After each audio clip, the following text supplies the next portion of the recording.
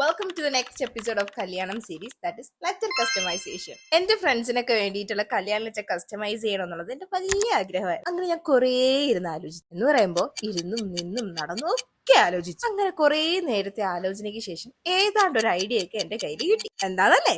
Pinterest. അത് തന്നെ.